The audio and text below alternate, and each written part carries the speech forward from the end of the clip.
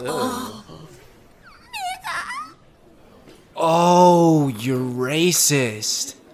कल मैंने एक गूगल फॉर्म दिया था जिसमें मैंने काफ़ी सारे क्वेश्चंस रखे थे कि आपको कौन सा कैरेक्टर पसंद है और क्यों पसंद है, और आपके बारे में कुछ सीक्रेट्स। तो एक बंदे ने लिखा था कि कैसे वो मिडिल स्कूल में काफ़ी ज़्यादा बुली हुआ करता था और काफ़ी ज़्यादा वीक हुआ करता था, बट बाद में उसने खुद पे फोकस किया और काफ़ी ज़्यादा स्ट्रांग हो गया और सारे के सारे बुलीज़ को पेल लिया। मुझे ये स्टोरी काफ़ी ज़्यादा पसंद आई। और एक बंदे ने ये भी लिखा था कि उसने अपनी कज़िन को किस किया था। भाई इसे देखकर मैं इतना ज़्यादा शॉक्ड हो गया था, लेकिन मेरे दिमाग में बस एक ही चीज़ चल रही है, पुत्र इससे आगे मत जाना। और एक बंदे ने ये भी लिखा था, I have crush on Daniels mother. Brother, what's that? What's that, brother?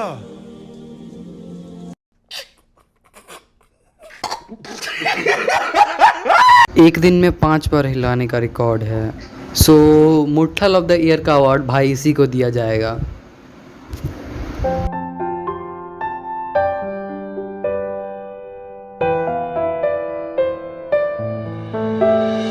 I am from illuminati and gun park also.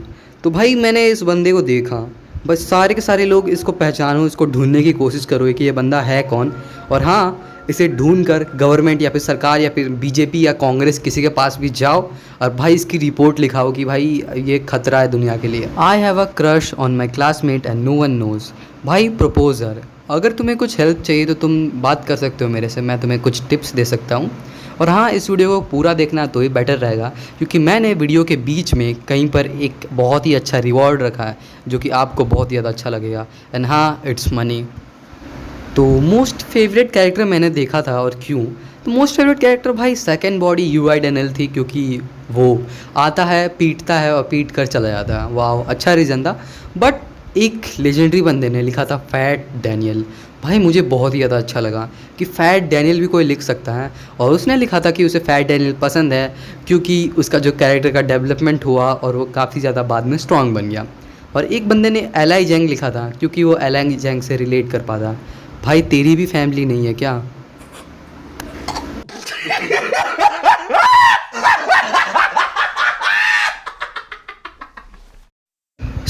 काफ़ी सारे लोगों ने पूछा था कि बिग डैनियल का कमबैक कब होगा और कैसे हो सकता है। तो देखो, बिग डैनियल का कमबैक आगे हमें मिल सकता है, क्योंकि हमें पता है कि लिटिल डैनियल जब भी बेहोश होता है तब वो दूसरी बॉडी में उठता है। तो अभी जैसे कि गन पार्क ने उसे पूरी तरह से नॉकआउट कर दिया है, तो मे भी वो दूसरी बॉडी में उठे। और एक बंदे ने कमेंट भी किया था कि अगर विंजिन के पास रेड पेपर है और वो रेड पेपर लेकर भाग रहा है, फिर बाद में जब उसके पास जेम्स ली उस पर अटैक करेगा तब हमें बिग डैनियल वहाँ दिख सकता है, क्योंकि जो रियल डैनियल की बॉडी में उसकी कॉन्शियसनेस अब बिग डैनियल में ट्रांसफ़र हो गई है। बट बिग डैनियल की एक चीज़ अभी मुझे कुछ खास पसंद नहीं आ रही कि वो काफ़ी ज़्यादा ओवर पावर्ड हो गया है और वो स्टोरी को काफ़ी ज़्यादा हिंड्रेंस दे सकता है, बिल्कुल गोजो की तरह।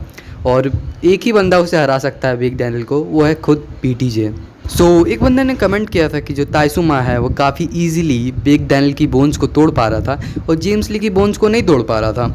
ये कैसे हो सकता है जबकि दोनों के पास परफेक्ट बॉडी है? तो मेरा इसके पास 2 आंसर हैं। फर्स्ट ये आंसर है कि जो बिग डैनियल है वो उसका माइंड जो ओजी डैनियल कंट्रोल करता है, तो उसी कारण से वो खुद को बहुत ही हद तक लिमिटेड में सोचता है और उसकी बॉडी बहुत ही ज़्यादा स्ट्रॉन्ग है, बट उसके माइंड के कारण वो काफ़ी हद तक वीक हो जाती है। लेकिन ये उसके ड्यूरेबिलिटी पे तो नहीं आना चाहिए था।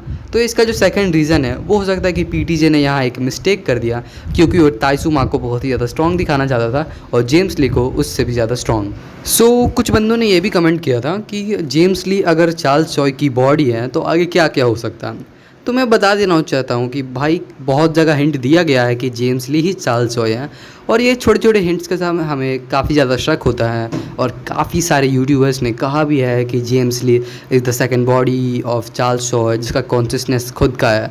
बट मेरा आंसर है कि नहीं, James Lee is not the second body, क्योंकि हमें एक चैप्टर में दिखाया गया था कि दोनों को दोनों साथ में थे।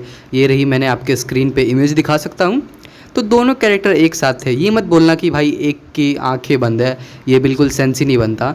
और सबटल हिंट्स देना काफ़ी अच्छी बात है। बट जब आपको मेजर हिंट्स मिलते हैं ना, तब समझ जाना चाहिए कि आप गलत डायरेक्शन में जा रहे हो। जैसे कि कुछ चैप्टर पहले हमें दिखाया गया था कि कैसे James Lee middle of the conversation अपनी आंखें बंद कर लिया था और एक चार्ल्स चॉय का सीन दिखाया गया था। ये अब तो लगता है भाई मुझे कि अब गलत डायरेक्शन में ले जाने की कोशिश किया जा रहा है। तो द थिंग अबाउट कि जो जेम्स ली है उसकी खुद की कॉन्शियसनेस है, तो मैं बता देता हूँ कि एक दूसरी बॉडी होना और उसमें अपनी कॉन्शियसनेस ट्रांसफ़र करना ये काफ़ी ज़्यादा ईजी है as compare to create a new consciousness. हाँ, ये बहुत ही ज़्यादा हार्ड है। अगर आप लोग बोल रहे हो कि जो सेकंड बॉडी डैनियल है उसकी भी खुद की कॉन्शियसनेस बनाई जा सकती है, तो नो ब्रो, मेरा जो आंसर है कि सेकंड बॉडी डैनियल पहले ही एक कोई कैरेक्टर हुआ करता था अपने ज़माना का और काफ़ी ज़्यादा स्ट्रॉन्ग फाइटर हुआ करता था। बाद में किसी तरह से किसी मेडिसिन से उसकी जो कॉन्शियसनेस है वो दबा दी गई है और इसी कारण से अब जो ओरिजिनल डैनियल है वो अपनी कॉन्शियसनेस उसमें ट्रांसफ़र कर सकता है, और वो भी ट्रांसफ़र नहीं कर सकता, maybe they are just switching on and off. So another question ये था कि सियोंग जी यूक स्टिल अलाइव है, तो मेरा आंसर रहेगा कि हाँ, बहुत ही ज़्यादा चांसेस है कि वो अभी भी ज़िंदा है, क्योंकि उस कैरेक्टर को इंट्रोड्यूस ही क्यों किया था अचानक से मिडिल ऑफ द चोंगलोंग आर्क, मतलब जब हमें डैनियल पार्क चोलोंग जाता है तब अचानक से वहाँ से एक हमें बैक स्टोरी दिखाई जाती है जो कि काफ़ी ज़्यादा डिटेल्ड में होती है और हमें किंग ऑफ चोंगलोंग के बारे में बताया जाता है, जो कि कैरेक्टर या फिर स्टोरी के साथ कोई भी मतलब ही नहीं है। तो मेरे ख्याल से हमें आगे जाकर जेम्स ली और जो सियोंग जी यूक है उसका फिर से रीमैच दिखाया जा सकता है, और जो सियोंग जी यूक है वो अपनी सारी की सारी मेमोरीज़ भूल चुका है और कहीं पे होमलेस की तरह पड़ा हुआ होगा। बट बाद में जब वो जेम्स ली को देखेगा या फिर कोई भी ऐसा कैरेक्टर जो कि उसके लाइफ में काफ़ी ज़्यादा मैटर करता है, तो मे बी उसकी मेमोरीज़ वापस आ जाए और हमें वो स्टोरी में काफ़ी ज़्यादा कंसिस्टेंट दिखाया जाएगा और एक मेजर पार्ट भी होगा, क्योंकि इतना अच्छा कैरेक्टर शायद नहीं मर सकता और वो अभी तक उसकी बॉडी भी मिली नहीं है, बस उसके क्लोथ्स मिले हैं। और जैसे कि हम देख भी सकते हैं कि जब वो सुसाइड कर रहा होता है तब वो जिस चेन से अपनी मतलब नेक पे बांधा हुआ था वो चेन लगभग में टूटी हुई थी, तो उसके मरने के चांसेस बहुत ही कम है। So I would like to give away my whole YouTube earning, जो कि है $30। क्या 30 रुपये? ओह हाँ, तो मैं अपने 30 रुपये उस बंदे को देना चाहूँगा जिसने लिखा था कि उसने अपने हाई स्कूल के बुलीज़ को कैसे पीटा था। तो ये रहा ब्रो, और हो सके तो मुझे कांटेक्ट करना डिस्कॉर्ड पे। सो द थिंग अबाउट कि जो डैनियल पार्क का डैड है और गन का जो डैड है दोनों सेम पर्सन हो सकते हैं, ये इट्स लाइक टोटल फ्लूक कि आप बस समुंदर में एक पत्थर फेंक देते हो और वो किसी फिश को लगी तो अच्छी, या फिर कोई मरमेड को लगी तो अच्छी बात है और वो आपकी गर्लफ्रेंड बन जाएगी बाद में। बट ये बिल्कुल फालतू बात है, मुझे ऐसा लगता है, क्योंकि जो डैनियल पार्क है उसकी रियल मॉम के बारे में हमें इंट्रोड्यूस किया गया है। थोड़ा अच्छे से पढ़ा करो यार, कि जो उसकी रियल मॉम जो डैनियल के जो ग्रैंड मदर है, तो हमें बताया भी गया है कि जो डैनियल की जो ज़्यादातर एबिलिटीज़ है वो उसकी मॉम की साइड से आई है, मॉम की साइड से आई है, ना कि उसके डैड की साइड से आई है। किसी ने ये भी कहा था कि जो गन पार्क की उसकी एक सिस्टर होगी जिसको चार्ल्स चॉय ने किडनैप कर लिया था।